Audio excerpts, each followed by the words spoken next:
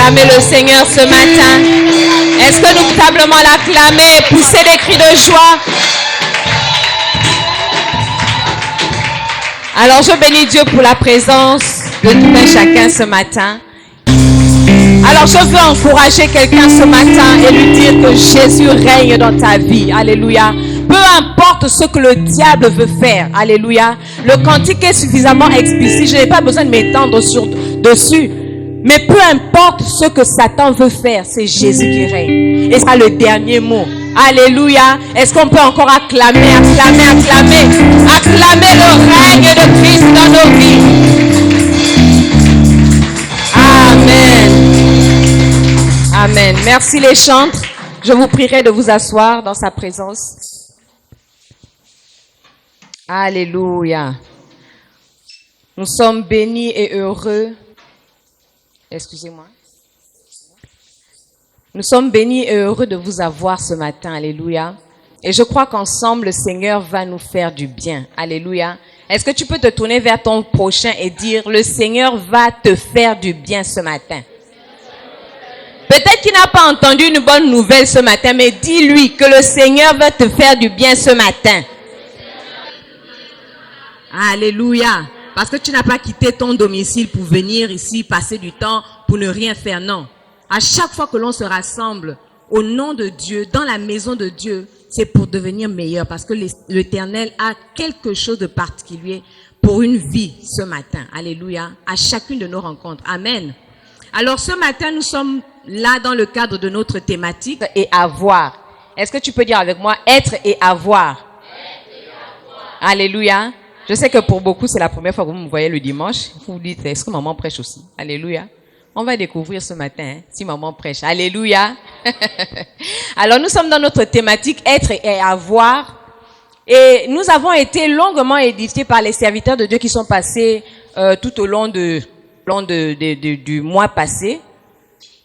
Nous parlons du fait que Dieu veut nous bâtir avant de nous donner possession. Alléluia. Dieu veut nous bâtir avant de nous donner des avoirs. Alléluia. Parce qu'il ne veut pas que la bénédiction qu'il promet ou la bénédiction qu'il réserve pour nous soit pour nous un danger ou soit pour nous quelque chose de négatif qui va nous perdre. Alléluia. Dieu est un Dieu stratégique. Amen. Alors, je vais dire d'entrée de jeu, nous allons lire d'entrée de jeu notre verset de base. Dans Jérémie, le chapitre 29, le verset 11. La Bible déclare ce qui suit. Car je sais que les pensées que j'ai sur, dit l'Éternel, sont des pensées de paix et non d'adversité pour vous donner une fin telle que vous attendez. Alléluia. C'est la version Martin que j'ai beaucoup aimée. Ça m'a beaucoup accroché. Parce que Dieu veut nous donner une fin telle que nous attendons. Alléluia. Dieu respecte nos soupirs. Il répond à nos soupirs. Dieu ne nous donne pas quelque chose pour nous perdre, mais il veut notre bonheur. Alléluia. Et nous allons le lire encore par la suite. Avoir selon Dieu sous-entend une vie de plénitude, comme je le disais tantôt. Autrement dit, tout ce qu'il y a de bien et de meilleur en Dieu nous est directement donné. Car il n'a jamais voulu que l'homme souffre. Si nous considérons la Bible nous relate que Dieu a d'abord créé un environnement avant d'y mettre l'homme. Alléluia. Je vais régler quelques soucis techniques. Oui.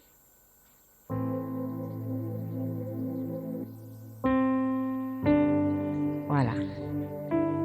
Alors, je disais que quand vous considérez, pour ceux qui lisent un peu les Écritures, laissez-moi briefer un peu pour ceux qui ne connaissent pas trop. Lorsque Dieu a créé Adam et Ève, du moins Adam d'abord, il avait déjà tout créé au préalable. Est-ce que vous êtes d'accord avec moi? Dieu avait déjà créé l'environnement. Il avait déjà créé les rivières, les fleuves, les mers, la verdure, les poussaient déjà sur le sol. Alléluia. Donc il avait créé un environnement pour que l'homme puisse s'y épanouir. Alléluia. Pour que l'homme soit à l'aise. Et ça a toujours été le plan de Dieu. Alléluia. Ça a toujours été la volonté de Dieu, la vision de Dieu, de nous mettre dans un cadre qui nous... L'objectif de Dieu n'a jamais été de voir l'homme aller à la perdition. Et d'ailleurs, il le dit dans la Bible, dans Ézéchiel, je pense que ce qu'il veut, ce n'est pas que le pécheur périsse. Ce n'est pas que le méchant périsse. Mais il veut que tous se convertissent et parviennent à la connaissance de la vérité. Pourquoi? Parce qu'il veut cette relation-là qu'il avait préparée dans le jardin d'Éden, qui a malheureusement été gâchée par le péché d'Adam et Ève. Les intentions de Dieu sont clairement manifestées dans cette entreprise, donc dans ce que je viens de relater. Et cela n'a pas changé depuis le temps. C'est d'ailleurs ce que nous révèle le texte que nous venons de lire. Car je connais les projets que j'ai formés sur vous, dit l'Éternel. Projets de paix et non de malheur, afin de vous donner un et de l'espérance. Je vais insister là-dessus, que le but de Dieu, l'objectif de Dieu, l'intention de Dieu, c'est nous donner un avenir et de l'espérance. Alléluia. Quelque chose sur quoi tu puisses t'accrocher. Quelque chose qui puisse diriger ton énergie, sur laquelle tu puisses te tenir pour pouvoir espérer, pour pouvoir avancer. Alléluia. Tel est le plan de Dieu pour chacun de nous. Il n'y a personne que Dieu ait suscité sur terre pour la souffrance. Amen. La souffrance a été occasionnée par le fait que Adam et Ève aient chuté. Mais à l'origine, ce n'était pas le cas. Alléluia. Et donc, quand on nous a parlé même de être, tout au long du mois dernier, sinon des études précédentes, que Dieu veut changer notre façon de penser. Parce que beaucoup de personnes pensent peut-être que Dieu veut que je souffre. En tout cas, si je souffre là, peut-être que c'est la conséquence peut-être que Dieu me châtie pour quelque chose que j'ai fait. Non. Alléluia. Le but de Dieu n'est pas de châtier. Le but de Dieu n'est pas de condamner. Le but de Dieu est de racheter. Alléluia. Afin que nous puissions plénitude avec lui. Lorsque le Seigneur nous bénit matériellement, il vise. Là, je suis dans le cadre de avoir, parce que nous avons longuement parlé de être, c'est-à-dire d'être bâti. Là, nous allons maintenant parler des possessions. Quand Dieu nous bénit, quand Dieu nous permet de posséder, quand Dieu nous permet de pouvoir obtenir des grâces, de jouir de certaines grâces, de certaines faveurs. Alléluia. Donc, je disais que Dieu vise toujours un objectif lorsqu'il nous bénit. Dieu verra toujours au-delà de ce que l'homme peut voir. Toi, tu vois que Dieu t'a béni, t'a donné la voiture, tu es content. Mais au-delà du fait que Dieu t'ait donné la voiture, il vise autre chose que toi, tu ne vois peut-être pas.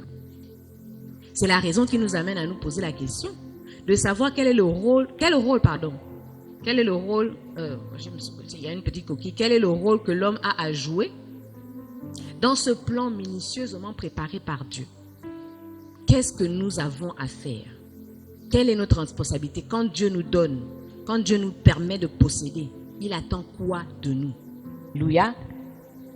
Nous allons voir dans notre étude de ce jour, et j'aime ça, 2 responsabilités parmi tant d'autres. Il y en a beaucoup, mais moi je vais m'attarder sur 2 en fonction du temps qui nous est imparti. 2 responsabilités que le Seigneur exige de nous. Alléluia. Est-ce que tu peux te tourner vers ton prochain et dire, Dieu exige de toi une responsabilité. Dieu exige de toi que tu sois responsable. Donc, ce qu'il te donne, il exige de toi que tu sois responsable. Hein? Ah, Dieu ne nous bénit pas pour rien. Oh.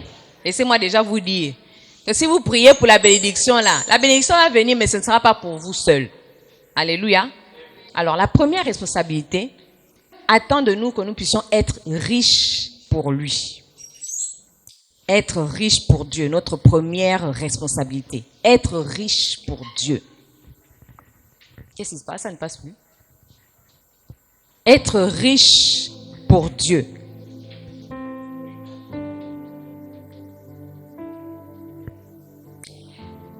Nous allons lire dans Luc.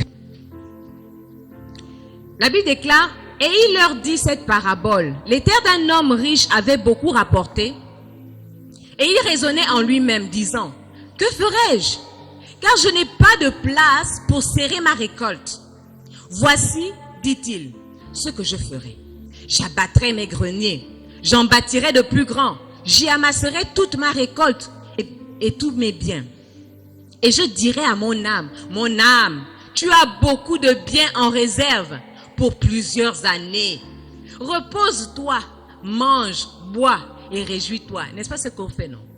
Mais c'est légitime, non? Est-ce que ce n'est pas légitime? Tu as travaillé, il faut jouir de ton travail. Alléluia.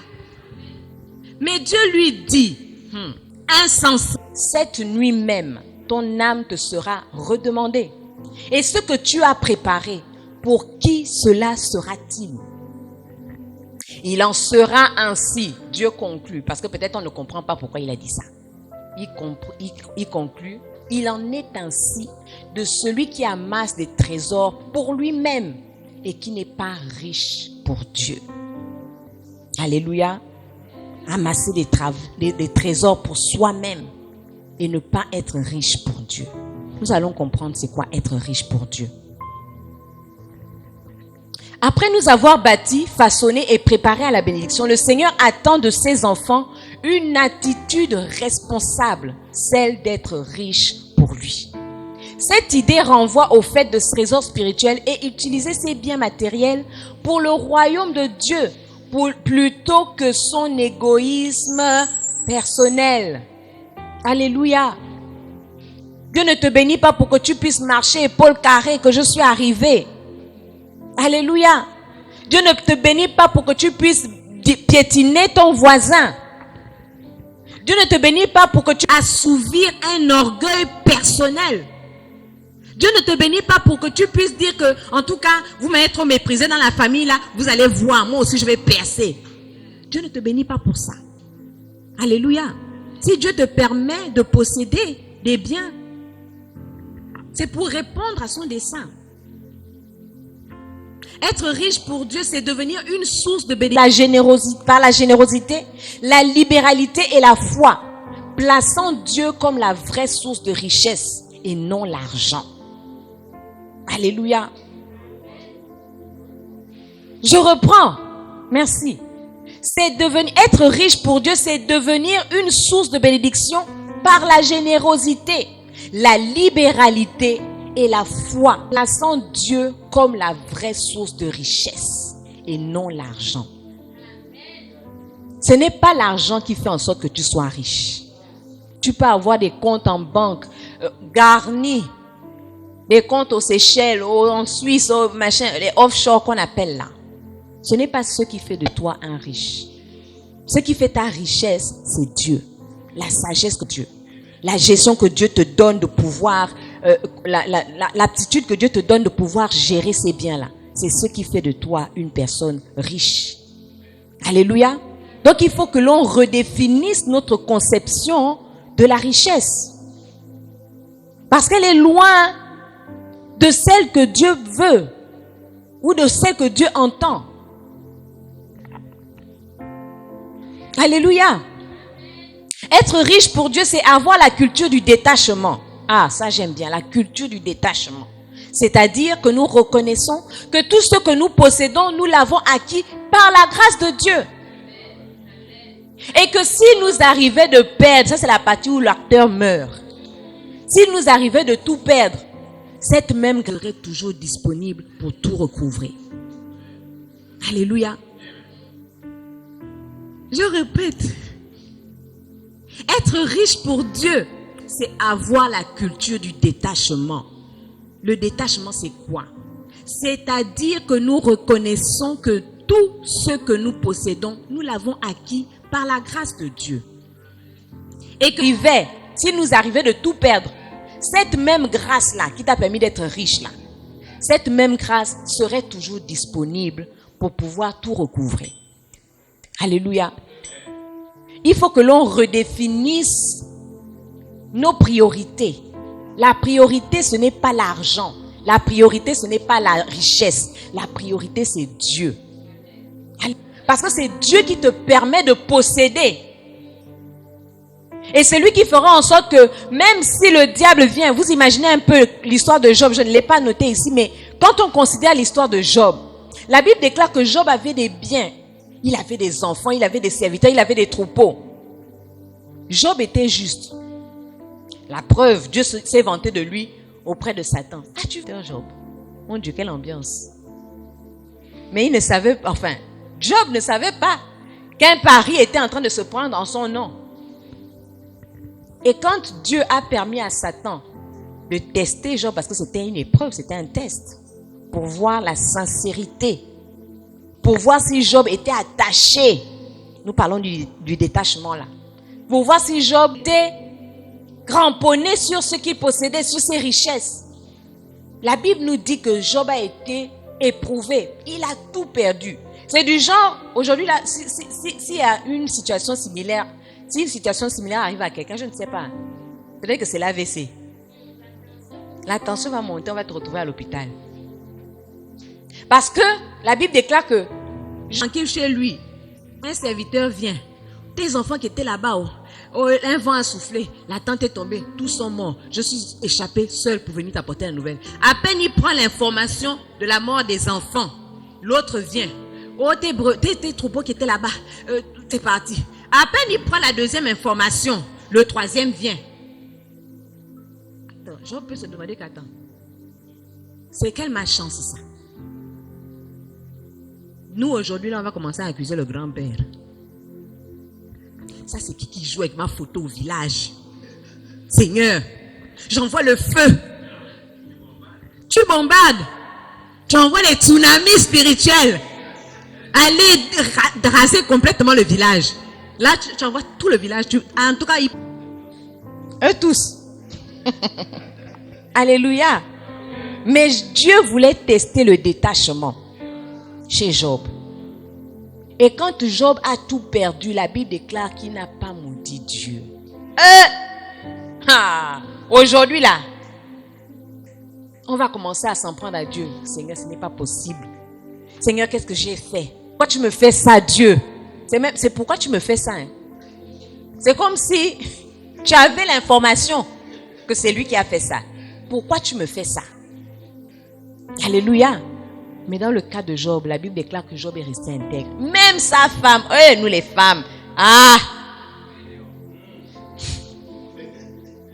même nous les femmes, tellement elle était dépassante. Je pleure mes enfants, mon mari n'a plus l'argent, machin. Au lieu de réconforter l'homme, toi aussi, tu restes intègre comme ça à cause de quoi? Maudit Dieu et meurs.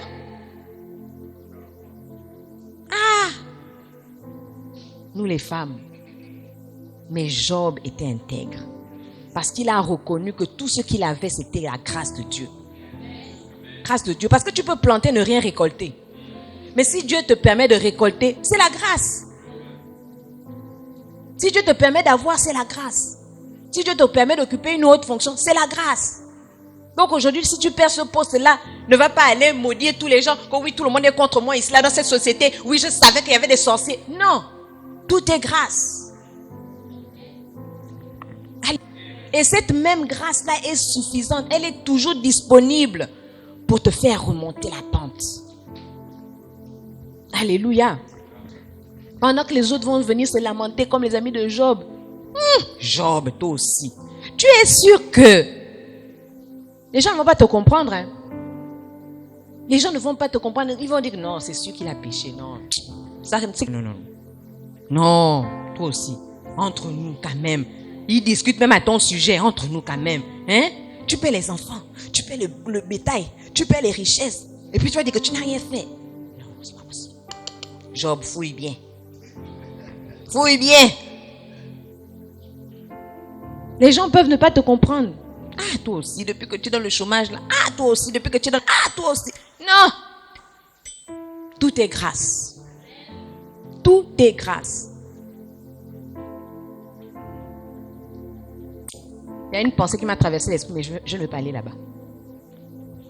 Restons sur le sujet. Être riche pour Dieu, c'est pratiquer la générosité et la libéralité. C'est le fait de donner, d'apporter de l'aide aux démunis, du soutien à l'œuvre de Dieu. Tu es riche, ce n'est pas pour toi-même, comme je disais. Ce n'est pas pour te vanter. Ce n'est pas pour venir garer ta, on appelle ça comment? Ta Gétour, dernier cri ici là. Tout le monde doit me voir. On doit savoir que dans cette église, il y a quelqu'un qui a percé. Je viens, je garde ma voiture là. Tu sors, puis dans le sac, c'est maintenant clac, clac, clac, clac, clac, clac. Tout le monde doit savoir que tu as la voiture. C'est pas pour ça, oh. Dieu nous bénit pour que nous puissions pratiquer la générosité et la libéralité. Aider ton frère, aider ta soeur, aider les démunis. Les démunis. Alléluia. Et surtout, soutenir l'œuvre de Dieu. Soutenir l'œuvre de Dieu. Que l'évangile puisse se répandre à travers le monde. Avant même de parler du monde, dans Libreville, là, il faut qu'on puisse ouvrir une autre chapelle, un autre centre bâtisseur de foi. Peut-être à Kanda, peut-être à Ovendo, peut-être à Bikele. Mais tout ça, là, on a besoin de quoi? On a besoin des... Et c'est quand Dieu nous bénit que nous apportons à la maison du trésor pour pouvoir soutenir cette vision. Alléluia. Amen. Ça se fera, effectivement. Ici, c'est un verset qui nous parle des personnes qui soutenaient le ministère de Jésus avec leurs biens. La Bible déclare ce qui suit. Ensuite, en ville et de village en village, prêchant et annonçant la bonne nouvelle du royaume de Dieu. Les 12 étaient avec lui et quelques femmes qui avaient été guéries d'esprits malins et de maladies. On cite Marie, dite de Magdala, de laquelle étaient sortis 7 démons. Jeanne, femme de Susa, intendant des... Suzanne et plusieurs autres qui l'assistaient de leurs biens. Alléluia. Qui l'assistaient de leurs biens. Bon, il y a une deuxième pensée qui m'a traversé l'esprit, mais je ne vais pas aller là-bas. Alléluia. Comprenons seulement que Dieu nous bénit, c'est pour son œuvre. Pour que nous puissions être utiles, que nous puissions être un apport, un plus, pas un moins,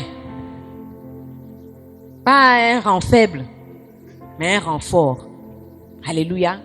On dit généralement que l'unité fait la force. Alléluia. Être riche pour Dieu, c'est investir dans le royaume, comme ces femmes-là l'ont fait. Des biens, investir dans le royaume. Je me rappelle que il y a certaines personnes, quand des fois même tu ne peux ne pas avoir l'argent, mais tu as des biens, tu mets au service. On a un séminaire, tu apportes, je sais pas, ton véhicule, tu donnes ton véhicule à disposition pour le transport des hommes de Dieu. Tu apportes, je sais pas, quelque chose de matériel pour contribuer. Alléluia. Parce que si je parle seulement de l'argent, moi je n'ai pas l'argent, donc ça ne me concerne pas. Non, non, non. Tu es tout autant concerné. Les autres, ça peut être les biens, l'argent numéraire. Toi, ça peut être le matériel. Alléluia.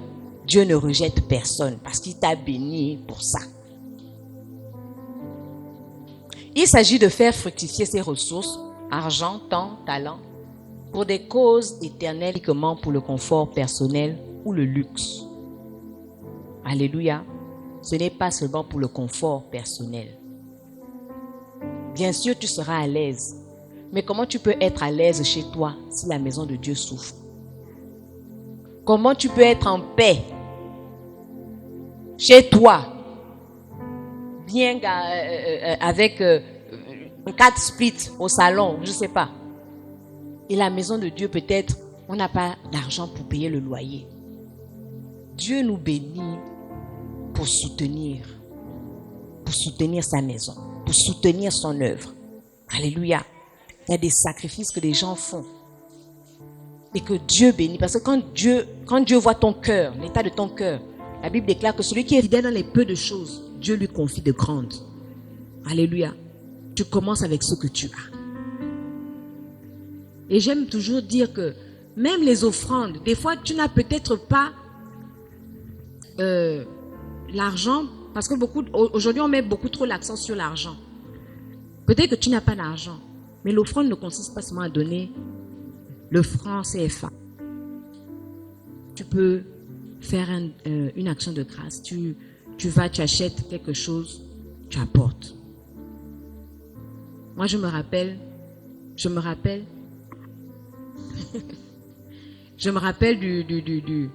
je pense que c'est le pasteur Atoms qui avait fait ce témoignage-là, qui n'avait... voilà, il est parti couper une branche en forêt, loin. Un palmier sauvage pour amener comme offrande à l'église. Pour nous, on va se moquer. Hein? Ça, c'est quoi ça? Hein? C'est le palmier qui l'amène à l'église. Alléluia. Mais pour ceux qui connaissent, ils savent les circonstances dans lesquelles il est parti. Parce que peut-être c'est un palmier pas accessible au bord de la route, mais il faut rentrer là-bas. Donc, les gens qui connaissent mesurent le sacrifice. Alléluia. Et si certaines personnes déjà peuvent mesurer le sacrifice, à combien plus forte raison Dieu? Alléluia. Et il te bénira davantage parce qu'il voit que tu es rentable. Tu es rentable. Moi, j'ai des témoignages, j'en ai. Et là, je peux vous prendre la parabole des talents. Le maître de la maison a confié des talents à ses ouvriers. Il donne ici, pas la même quantité, hein. 5 ici, là, 3 ici, là, 1 ici, là. Qu'est-ce qu'il attendait? 2. Il attendait 2 qui soient rentables. Donc Dieu, quand il te bénit, il attend que tu sois rentable. C'est pas pour aller crâner dehors. Oh, Dieu m'a béni. C'est pas ça. Il attend que tu sois rentable dans sa maison. Alléluia. La Bible déclare dans 1 Corinthiens 3, 12 à 15, si l'œuvre bâtie par quelqu'un sur le fondement subsiste, il recevra. Si l'œuvre de quelqu'un est consumée, il perdra sa récompense. Pour lui, il sera sauvé, mais comme au travers du feu. Pourquoi j'ai pris ce passage-là? J'ai pris ce passage pour relever la valeur que nous donnons à ce que nous faisons pour Dieu. Alléluia. Si nous faisons l'œuvre de Dieu de tout cœur, nous y mettons du cœur, nous mettons toutes les intentions, toutes les émotions, ton œuvre subsistera. Mais si tu fais par obligation, en tout cas, on m'a forcé. Je ne mets pas les organes, comme on dit au quartier. Ton œuvre ne va pas subsister. Parce que Dieu regarde à l'intention. Il voit que tu n'es pas riche pour lui. En fait, tu donnes là parce que il me fatigue tous les jours. Tous les jours, c'est quoi? Donc je ne peux un peu jouir de mon argent. Moi-même, j'ai travaillé, je suis partie à l'école. C'est moi-même qui ai étudié. Les décapis et tout. Je ne peux pas jouer de mon argent. Tous les jours, il faut donner. Tous les jours, il faut donner. Pourquoi? Dieu voit que celui-là, c'est un rang faible. Alléluia. Dis, je ne suis pas un rang faible. Je suis un rang fort. J'apporte de la force. J'apporte ma branche dans le foyer. Afin que la flamme puisse... Alléluia. Être riche pour Dieu, c'est dépendre totalement de Dieu et non de l'argent. C'est reconnaître que tout nous vient de Dieu. Et c'est placer notre espérance en lui et non dans les incertaines. Parce que les richesses, comme on a dit que ça part, ça vient. Ça peut partir, ça peut venir. Mais nous reconnaissons que tout nous vient de Dieu. Et il y a ce beau verset-là que j'aime beaucoup. Car qui suis-je et qui est mon peuple pour que nous puissions te faire volontairement ces offrandes? Tout nous vient de toi et nous recevons de ta main ce que nous t'offrons. Alléluia. Dépendre de Dieu, que ce que j'ai là, c'est Dieu. Ce n'est pas un homme. Même si mes parents ont dépensé de l'argent pour m'envoyer à l'étranger, je leur serais redevable. Mais c'est Dieu qui m'a donné la force. C'est Dieu qui m'a donné la santé. Je suis parti, je suis revenu. C'est la grâce de Dieu. Il y a des gens qui partent, qui ne reviennent pas. Donc tout ce que nous avons tourne autour de Dieu. Nous ne pouvons pas écarter Dieu de quoi que ce soit qui nous concerne. Alléluia. Et si tu comprends ça, si nous comprenons ça, nous nous en sentons mieux. Tu n'as plus les soucis. Tu ne te prends plus la tête. Ça vient, ça part. Dieu, tu restes Dieu. Moi, j'ai l'habitude de dire aux gens quand ils me demandent comment ça va. Je dis que tant que Jésus est encore sur son trône, ça va. Alléluia. Parce que c'est lui d'abord. Être riche pour Dieu, c'est vivre dans le contentement et la sagesse. C'est vivre dans la paix et la joie. sans poursuivre avidement les richesses matérielles. Mais c'est user de sagesse divine dans l'acquisition. Il y a des gens, quand ça explose, comme on dit, le gaou a percé. Oh, ça, il a disparu. On le cherche à l'église. Mes frères, c'est comment? Mes sœurs? Non, en fait, j'étais en mission. C'est maintenant les missions. Co-mission, mission. Ah! Vraiment. Sans pause. Oh. Tu quittes mission A, tu quittes mission B, tu es dans mission C, frère. Il n'y a que toi qu'on a vu. Alléluia. On dit sans poursuivre avidement la richesse matérielle. Parce qu'on dit généralement que je ne sais pas, oh, j'ai oublié comment ça se dit. Mais le riche ne se rassasie jamais. Il veut toujours avoir. Surtout ceux qui crient après, oh, il faut que je fête mon milliard. Tindi, tu vas courir. Tu vas poursuivre tout ce qui peut te rapporter de l'argent. Parce qu'il faut que tu fêtes le milliard. Là, tu deviens esclave de l'argent. Tu ne sais même plus apprécier. Tu ne sais plus vivre dans la joie. On a dit que être riche pour Dieu, c'est vivre dans la paix et la joie. La paix. Il y a des personnes, quand tu n'as pas d'argent ou quand tu en manques, tu deviens malade. La fièvre. Tu deviens irascible. On te pose une simple question, tu as bondi. Là, on dit que, le câble a pété. Qu'est-ce qui se passe? Tout t'énerve. Alléluia. Mais nous ne devons pas être comme ça. Être riche pour Dieu, c'est compter sur Dieu. Les gens qui n'ont pas l'argent, tu es en paix. Tu es en joie. Tu célèbres le Seigneur. Tu danses. Alléluia. Non, il faut que vraiment le Seigneur fasse ce lavage-là dans notre esprit. Parce qu'actuellement, on met le confort et le bien-être au centre de la vie. Alors que ce n'est pas ça qui est au centre de la vie humaine. À la première place, ça ne devrait pas être ça. Alléluia. On va te dire que non, il faut que tu t'accomplisses. Il faut que tu deviennes. Allez, les coachs en quoi? Machin émotionnel là. Voilà, les coachs motivationnels là. Oh, il faut que tu deviennes. Il faut que tu pèses. Oui, en tout cas, il ne faut pas rester derrière. Ça, c'est bien. Mais ça nous conditionne. Remarquez que ça nous rend maintenant esclaves. Tu commences maintenant à courir. C'est-à-dire que c'est comme si tu te mets la pression seul. Quand tu regardes même les autres, tu dis que tu es en retard. Mais en retard par rapport à quoi? Et à qui? Qui a défini la norme? Alléluia. Être riche pour Dieu, c'est vivre. Je parlais encore à la réunion des femmes. Que si tu es marié, gloire à Dieu. Si tu n'es pas marié, tu es en paix. Parce que le célibat, ce n'est pas une malédiction. C'est un statut social. Alléluia. C'est pas que maintenant on va te regarder que, oh, toi aussi, là, je ne fais qu'on monte. Et puis quoi? Oh, tu vieillis dans la maison des parents. Mais non, toi aussi. Il y a quoi? Moi, je me rappelle quand j'ai voulu me marier. Quand je voulais déménager de chez mes parents. Parce que je me suis mariée, j'avais 31 ans. Je voulais déménager, je pense, j'avais 29 ans et tout ça. Et un grand frère dans la foi m'a dit que laisse ton homme venir t'épouser chez tes parents. Reste là. Oh, mais je suis déjà vieille, machin, 29 ans, machin. Mes parents, 26 ans, ils étaient déjà indépendants, hein. Par rapport à quoi? Est-ce que tu es obligé de faire comme eux? Il m'a dit, laisse, on va venir t'épouser là. Donc, vieilli, il n'y a pas de problème. Tes parents ne vont pas te chasser. Reste là. C'est ça. Voilà. C'est la famille. Oh. Comme les uns cassent le sang. On ne casse pas le sang. Donc, nous ne devons pas poursuivre avidement les richesses matérielles, les vaines gloires et toutes ces choses-là qui nous donnent les AVC aujourd'hui. Là, les jeunes ne vieillissent plus. Pourquoi? Parce qu'on se donne la pression seul. Tu ne peux plus vieillir parce que non, il faut que. Oh, mes amis sont déjà. Non, laisse. Oui, même les parents mettent la pression, malheureusement. Mais ce n'est pas ça le plus important.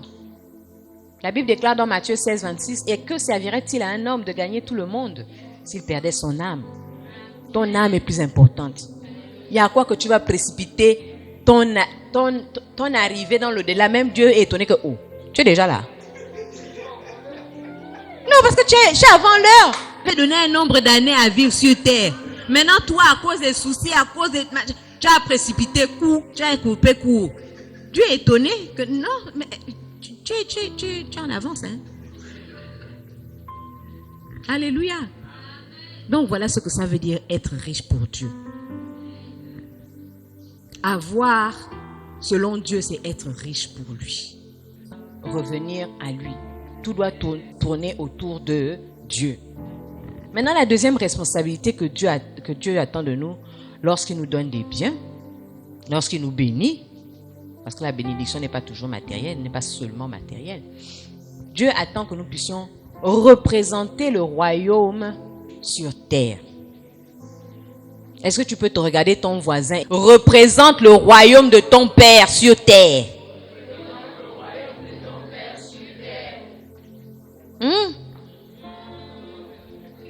Ne vivons pas comme des infiltrés sur la terre.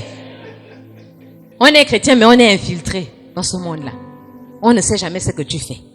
On ne connaît pas ta véritable identité. Mi-figue, mi-raisin. Pourquoi? Tu assumes. Tu es un fils du roi des rois, une fille de Sion. Tu assumes. C'est-à-dire que quand tu marches même, tu assumes ton statut. Quoi? Vous avez peur? Vous là, vous ne connaissez pas. Hein? Ah, ils sont timides. Hein? En tout cas, j'ai mon fils quand il était bébé, il riait. Comme ça que je vais me moquer de vous. Alléluia. Alors nous avons ce magnifique verset que j'ai repris dans la version Martin. La Bible déclare: car le grand et ardent désir de la création, c'est qu'elle attend que les enfants de Dieu soient révélés. Le monde que vous voyez là attend, soupire après quelque chose de nouveau, après quelque chose d'authentique, après quelque chose qui les challenge, c'est-à-dire que ça, j'ai failli parler en anglais, ça les éblouit. Quelque chose qui dépasse l'entendement, la révélation des fils de Dieu. Donc, pendant que toi, tu es encore en train de marcher comme ça, là, comme un infiltré, les gens attendent de voir qui est la vraie Naomi, ce que Dieu a déposé dans Naomi. Les gens attendent de voir qui est la vraie, qui? Je vais citer qui? Alvina. Ils attendent. Mais la Alvina est là. Oh ma vie là. Oh ma vie là. Toujours ma vie là. Ça devient même la chanson. Alléluia. La création attend la révélation des fils de Dieu. Dieu veut te révéler. Dieu veut se servir de toi. Tu es un instrument entre ses mains. Alléluia. Il te donne, il te bâtit. Il te bâtit, il te donne. C'est pour te révéler. Avoir selon Dieu, c'est le royaume des cieux sur la terre. Et représenter le royaume des cieux sur la terre, c'est se positionner pour la cause de Christ toutes les fois que cela est nécessaire. Les autres là, les voisins là, eux ils n'ont pas honte. Hein. Eux ils s'affichent. Oh, c'est vous qui avez honte. Eux ils n'ont pas honte, ils s'affichent. Ils te disent clairement, tu signes pas, tu fais quoi? Pendant que toi-même prêcher l'évangile, tu es là, tu serpentes autour du pot. Tu ne sais pas ce qu'il faut faire. Représenter le royaume des cieux, c'est avoir la capacité d'être parfaitement roi et sacrificateur. Ça, j'ai aimé cette partie-là vraiment quand le Saint-Esprit me l'a dit. C'est avoir la capacité d'être parfaitement roi et sacrificateur. C'est-à-dire tu es oint au quartier, tu es oint dans le temple, tu es oint au travail, tu es oint dans le temple, tu es oint à l'école, tu es oint dans le temple, tu es oint partout où tu te situes. On ne doit voir aucune différence. Parce que tu transportes quelque chose. Dieu a déposé quelque chose en toi. Et c'est cette-là que le monde veut voir. C'est cette chose-là que le monde veut voir. Donc arrête de vivre caché. Dis à ton voisin, ne sois pas un infiltré.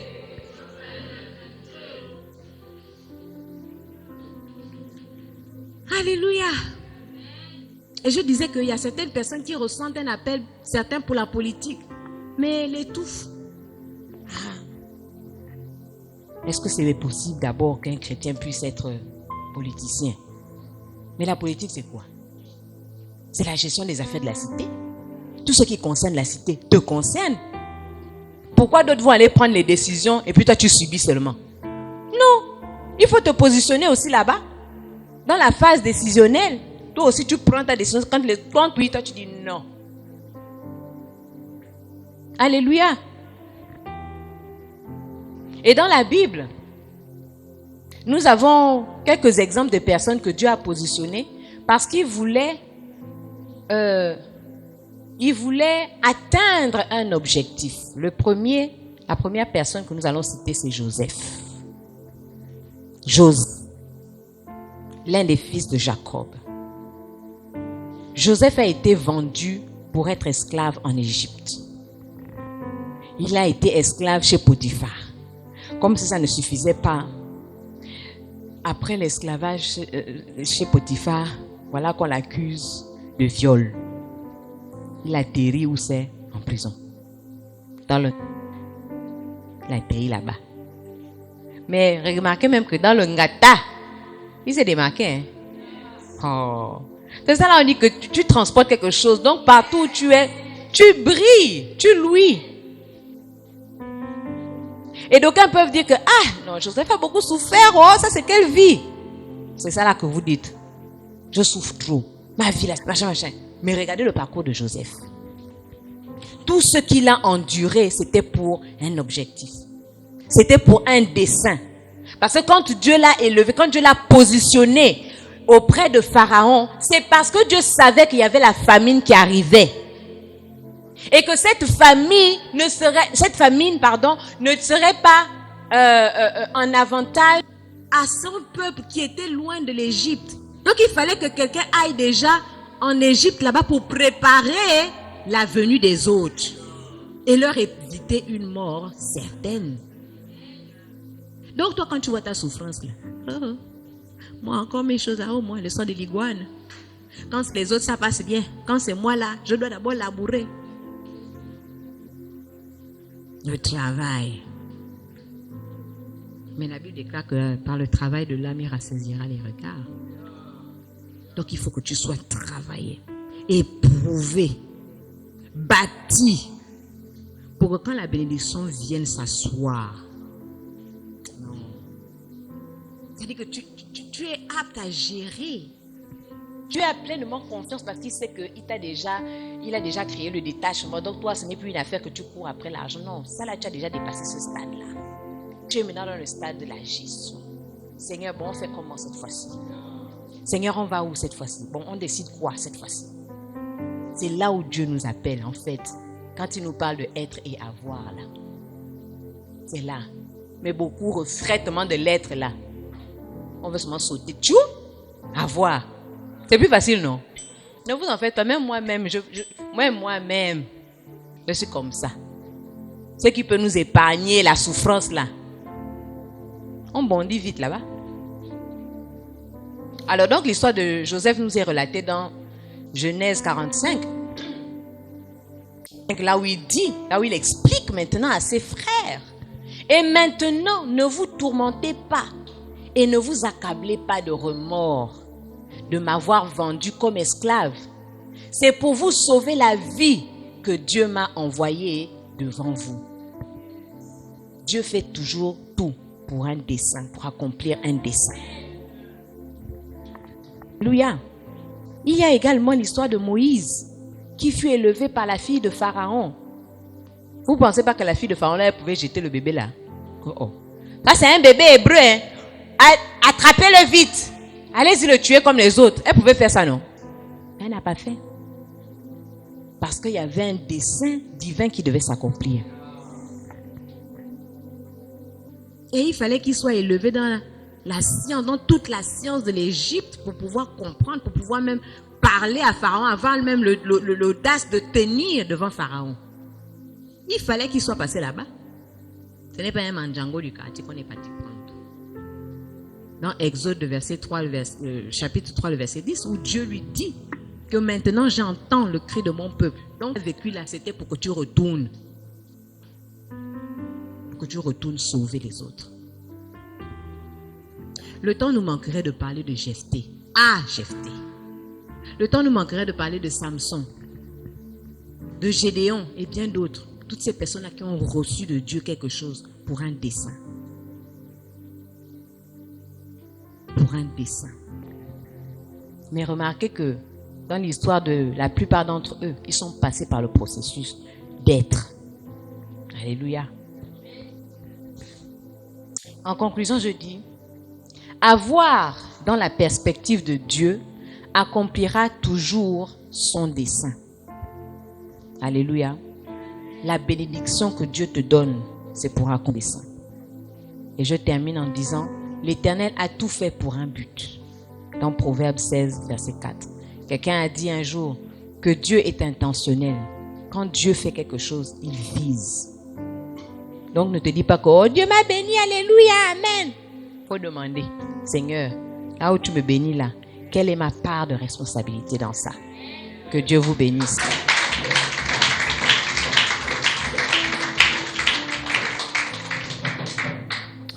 Alors je vais nous demander de nous tenir debout. Disons, vous demandez de vous tenir debout. Et nous allons prier à base de cet enseignement de ce jour. Et par rapport à ce que tu as compris, et par rapport à ce que le Saint-Esprit a imprimé dans ton cœur, je voudrais que tu élèves ta voix et que tu commences à prier. On a dit que avoir, selon la perspective de Dieu, c'est être riche pour Dieu. C'est représenter le royaume des cieux sur la terre. À quel niveau te situes-tu? À quel niveau te situes-tu? Est-ce que tu es hors de ceux-là qui pensent que la richesse est un bien personnel? Est-ce que tu es encore de ceux-là qui pensent que tu peux vivre caché tout en étant l'enfant du Très-Haut? Oh, élève ta voix et parle au Saint-Esprit. Le Saint-Esprit qui a imprimé ces paroles dans ton cœur. Parle-lui ce matin. Parle-lui ce matin. Il veut te repositionner. Il veut t'enlever tes égarés et te positionner là où tu dois vraiment être. Parce qu'il veut te donner plus. Il veut t'apporter plus. Mais il faut que tu acceptes d'abord. Il faut que tu comprennes d'abord que s'il te donne, c'est pour telle ou telle chose. C'est pour accomplir tel besoin. C'est pour répondre à tel besoin. C'est pour répondre à tel dessein. Que tu ne sois pas celui qui obscurcit les desseins de Dieu à cause des raisonnements humains. Tu es là en train de te plaindre. Tu es là en train de te lamenter. Alors que Dieu sait que c'est un passage obligé. Il faut que tu passes par là. Il faut que tu traverses la vallée afin de pouvoir arriver au sommet de la montagne. Mais toi, tu es toujours dans les raisonnements. Tu es toujours en train de comparer. Seigneur, ma vie n'est pas comme l'autre. Pourquoi? Est-ce qu'il t'appelle à avoir une vie comme l'autre? Oh, élève ta voix ce matin. Kerabashinderebo Santara Baba Baba Reta Kainderebe Shanderebo Santara Baba Baba Reba Sheke Yanderebe Raba Santara Baba Reta Kainderebo Shantara Baba. Seigneur, regarde le peuple rassemblé ce matin. Seigneur, qui peut-être, oh Dieu, Seigneur, n'était pas au courant, Seigneur, de ce que tu attendais pour eux. Seigneur, nous sommes là, Seigneur, à courir après la bénédiction, alors que la bénédiction implique une responsabilité. La bénédiction implique, Seigneur, un rôle à jouer. La bénédiction implique, Seigneur, oh Dieu, des actes à poser. Mais nous n'avons pas souvent compris ça. Nous avons prié pour la bénédiction et pensé, Seigneur, que la bénédiction nous ferait du bien à nous seuls. Mais Seigneur, nous nous répentons ce matin parce que tu nous dis que quand tu nous bénis, Seigneur, c'est pour que nous puissions être riches pour toi. Quand tu nous bénis, c'est pour que nous puissions te représenter valablement, Seigneur, dans la société. Dans le nom de Jésus, je prie, Père. Seigneur, Papa, pour le cœur d'une personne ce matin, afin que tu puisses, oh Dieu, Seigneur, redynamiser, Seigneur, sinon repositionner, Seigneur, cette personne à l'endroit, Seigneur, où tu l'attends. Dans le nom de Jésus-Christ de Nazareth. Reçois la gloire, reçois l'honneur. Dans le nom de Jésus-Christ. Est-ce qu'on peut acclamer le Seigneur?